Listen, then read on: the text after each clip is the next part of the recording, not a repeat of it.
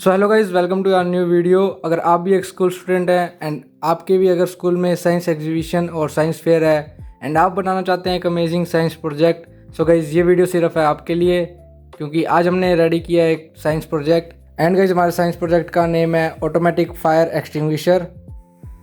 So guys इस सिस्टम को हम यूज़ करके काफ़ी लोगों की जान बचा सकते हैं एंड ये है काफ़ी useful in hospitals and large buildings. So guys अभी इसकी करते हैं टेस्टिंग एंड दिखाते हैं how this system works.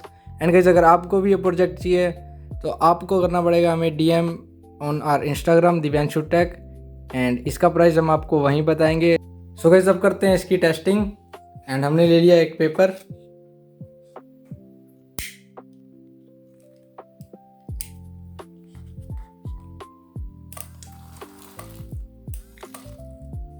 And guys देख सकते हैं कितने अच्छे से वर्क कर रहा है। सो गाइस वीडियो को कर देना लाइक एंड चैनल को कर देना सब्सक्राइब एंड इसकी मेकिंग वीडियो करते हैं स्टार्ट।